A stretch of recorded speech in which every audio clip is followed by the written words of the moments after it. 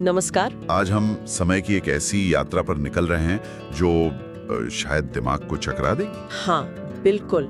सोचिए, अगर ब्रह्मांड का पूरे 13.8 अरब साल का इतिहास उसे हम सिर्फ एक साल के कैलेंडर में फिट कर दें तो क्या होगा? ये एक जबरदस्त तरीका है वक्त के इस विशाल, लगभग न समझ आने वाले फैलाव को महसूस करने का।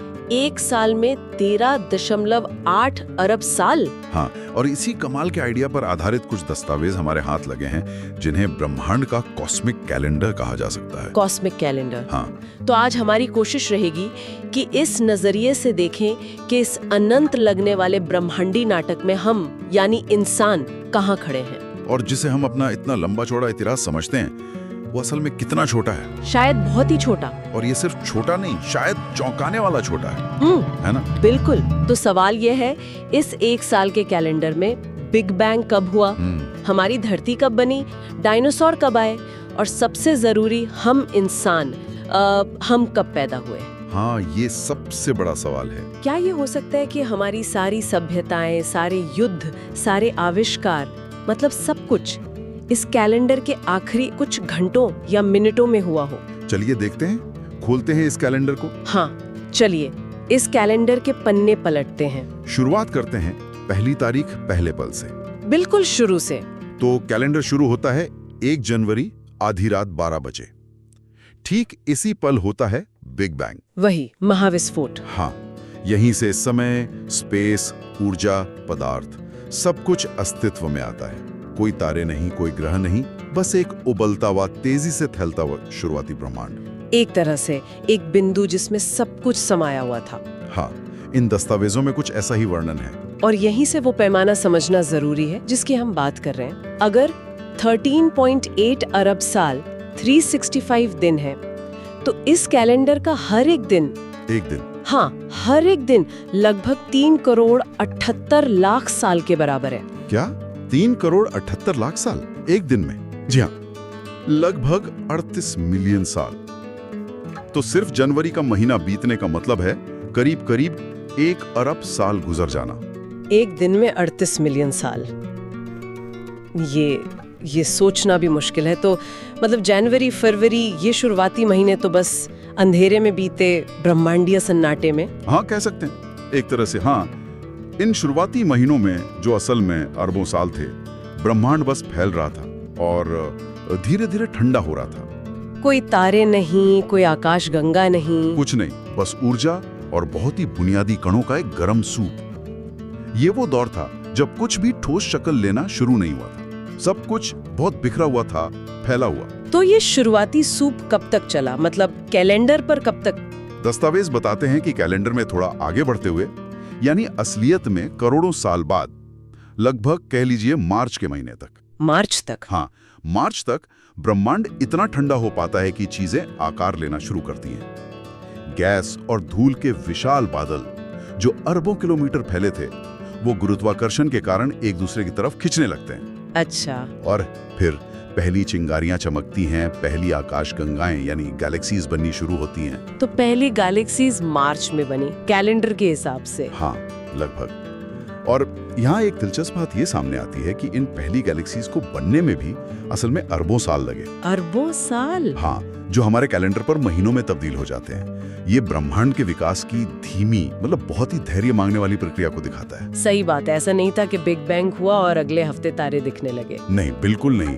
हमारे कैलेंडर के हिसाब से भी पहले सितारों और गैलेक्सीज को बनने में जनवरी, फरवरी पार करके मार्च तक का समय लग गया। तो साल के पहले 3 महीने, लगभग 1/4 साल, तो सिर्फ पहली बत्तियों के जलने के इंतजार में निकल गए। कमाल है। हाँ। अब कैलेंडर में हम काफी आगे आते हैं, लगभग 2/3 साल बीत चुका है। हाँ, अब कहानी थोड़ी तेज हो गई। हम पहुंचते हैं सितंबर के महीने में, और यहाँ से हमारी अपनी कहानी का सिरा जुड़ता है ना?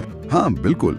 हमारी अपनी गैलेक्सी मिल्की वे, जो शायद पहले ही बन चुकी थी, उसके किसी शांत बाहरी इलाके में गैस और धूल का एक बादल सिकुड़ने लगता है और एक नया तारा जन्म लेता है। हमारा सूरज? जी हाँ।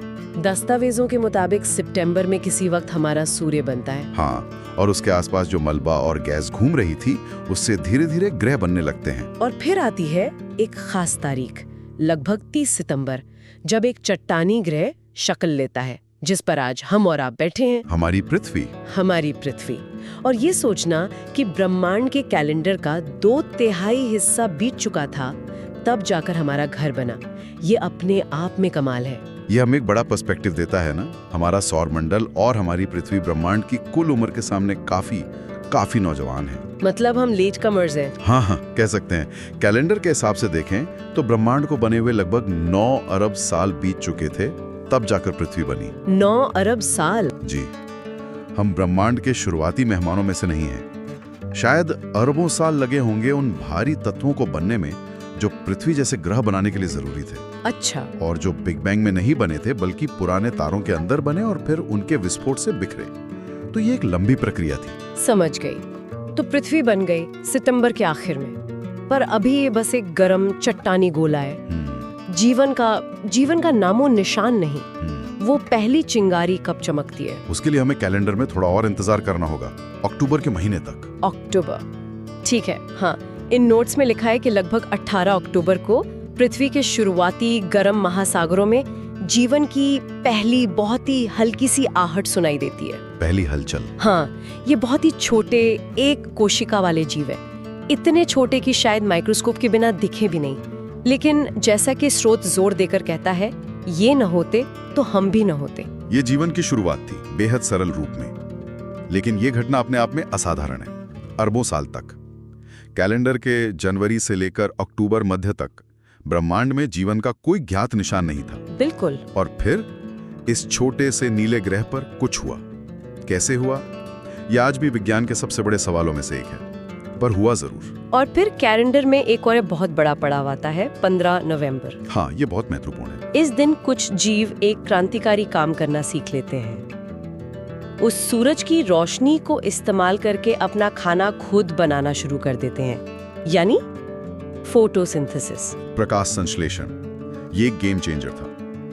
इन छोटे छोटे जीवों ने, जिन्हें साइनोबैक्टीरिया कहते हैं, उन्होंने न सिर्फ जीवन को आगे बढ़ाने का रास्ता खोला, बल्कि उन्होंने धीरे धीरे पूरी पृथ्वी का माहौल बदलना शुरू कर दिया। माहौल बदलना शुरू कर दिया? कैसे?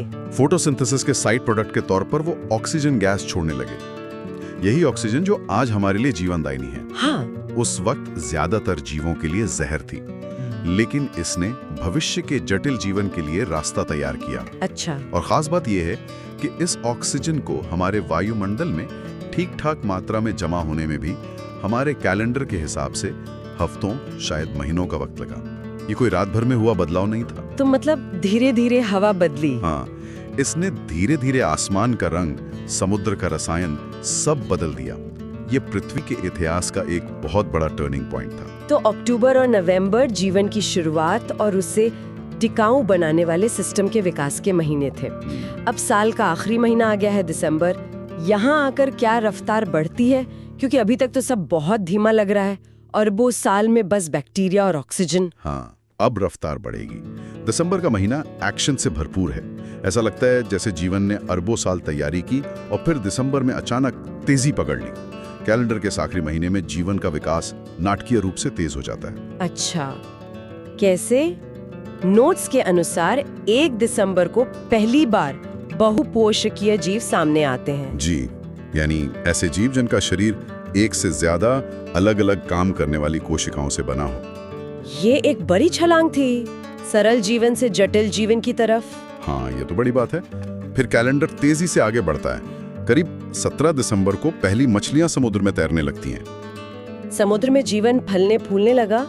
20 दिसंबर के आसपास कीड़े मकोड़े पहली बार जमीन पर रेंगते हुए दिखाई देते हैं। जीवन जमीन पर आ गया। हाँ, ये भी एक मील का पत्थर था। और फिर क्रिसमस के दिन 25 दिसंबर को वो विशालकाय जीव आते हैं जिन्होंने करोड़ों सालों तक पृथ्वी पर एक छत्र राज किया, डायनासोर। हाँ, ये सोचने वाली बात है कि जीवन को सरल एक कोशिका वाले रूप से जटिल बहुकोशिकीय रूप तक पहुंचने में कितना लंबा वक्त लगा।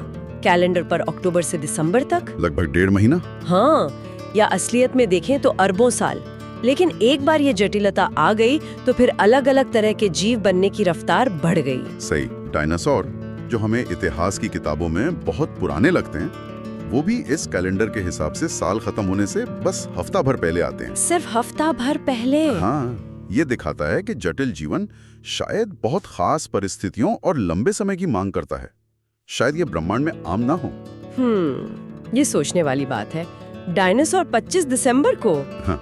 ये तो वाकई कमाल है। इसका मतलब है कि पृथ्वी के इतिहास का ज्यादातर हिस्सा डायनासोर के आने से पहले ही बीत चुका था। बिल्कुल। लेकिन हम इंसान, हम कहाँ हैं इस पूरी कहानी में?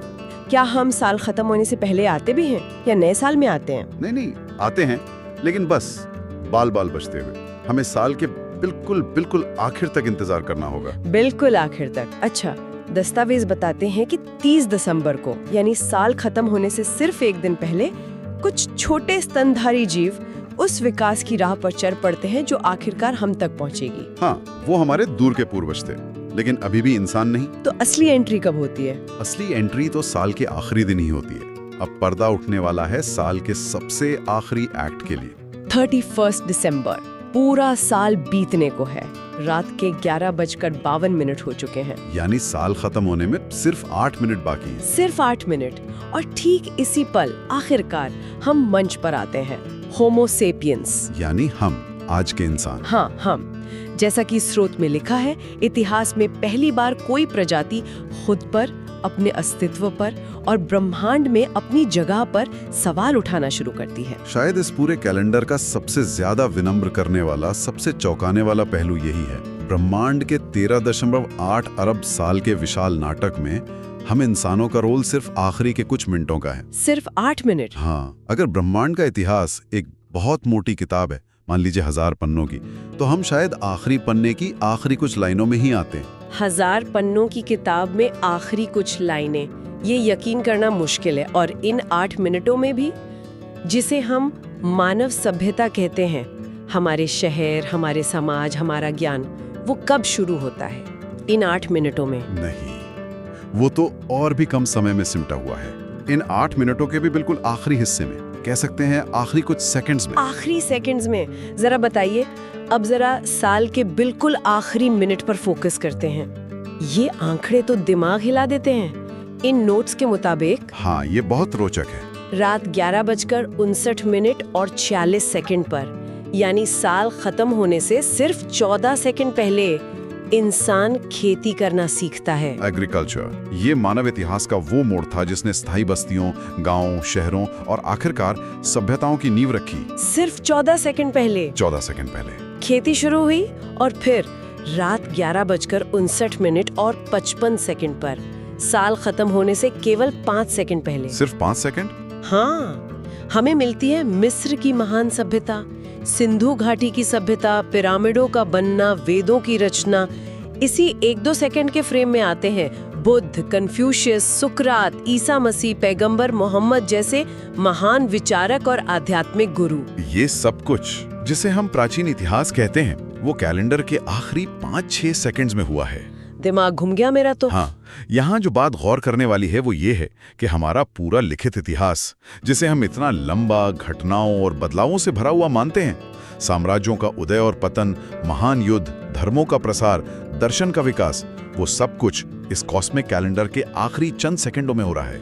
मतलब इतिहास की सारी मोटी मोटी किताबें इन चंद सेकंडों का ही ब्यौरा है। बिल्कुल। और फिर आता है आखिरी सेकंड, रात 11:59 और 59 सेकंड पर, साल खत्म होने से बस 1 सेकंड पहले। 1 सेकंड? हाँ, 1 सेकंड पहले शुरू होती है वो दुनिया जिसे हम आज जानते हैं। औद्योगिक क्रांति, विज्ञान का अभूतपूर्व विकास, बिजली, कारें, हवाई जहाज, टेलीफोन, रेडियो, टीवी, परमाणु ऊर्जा, computer, internet, smartphone, social media, सब कुछ। ये सब कुछ सिर्फ 1 सेकंड के अंदर। ये मानव प्रगति के हैरान करने वाली रफ्तार को दिखाता है, खासकर पिछले 200-300 सालों में।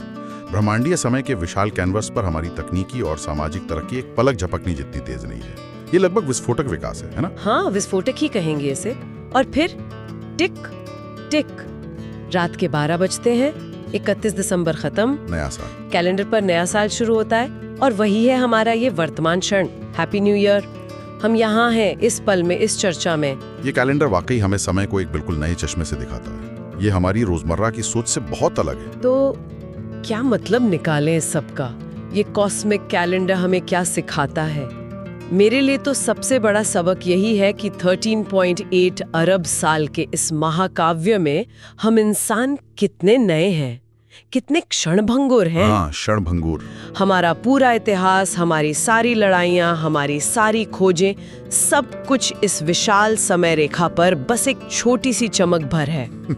एक पलक झपकने जितनी। बिल्कुल, ये नजरिया हमें समय और स्थान में हमारी स्थिति की लघुता का, हमारी क्लाइनिशकायत का गहरा एहसास कराता है। जैसा कि एक जगह कहा गया है, हम वाकई सितारों की धूल है। सितारों की धूल। लेकिन कहानी यहीं खत्म नहीं होती। साथ ही ये हमारी जिज्ञासा, हमारी जानने की इच्छा और इस विशाल ब्रह्मांड को समझने की हमारी कोशिश के अनोखेपन को भी उजागर करता है। अच्छा, कैसे? हो सकता है इन ब्रह्मांड में अकेली ऐसी प्रजाति हो जो इस तरह का कैलेंडर बना सकती है, जो अपने अस्तित्व पर, अपनी जगह पर सवाल उठा सकती है। ये भी तो खास बात है ना? हाँ, ये बात भी है। स्रोत के आखिर में एक बहुत दिलचस्प सवाल उठाया गया है। वो कहते हैं कि शायद इतने विशाल ब्रह्मांड में इतने छोटे और अस्थायी होते हुए भी हमारी ये क्षमता सोचने की, सवाल पूछने की, ये पूछने की कि मैं कौन हूँ, ये सब क्या है, शायद यही वो चीज़ है जो हमें खास बनाती है। ये वाकई एक गहरा सवाल है जिस पर सोचने की जरूरत है। क्या ब्रह्मांड के पैमाने पर हमारी शारीरिक नगण्यता के बावजूद हमारी चेतना, हमारी जागरूकता, हमारे ज्ञान की प्यास और इस अनंत को समझने का हमारा ये निरंतर प्रयास ही हमें कोई अनोखा, कोई खास मतलब या महत्व देता है? मतलब क्या हमारी कहानी की कीमत उसकी लंबाई में नहीं बल्कि उसकी गहराई में है? हाँ, बिल्कुल। हम इसी विचार के साथ श्रोता को छोड़ते हैं। हमारी क्षणभंगुरता ज्यादा महत्वपूर्ण है या हमारी चेतना? सोचने वाली बात है।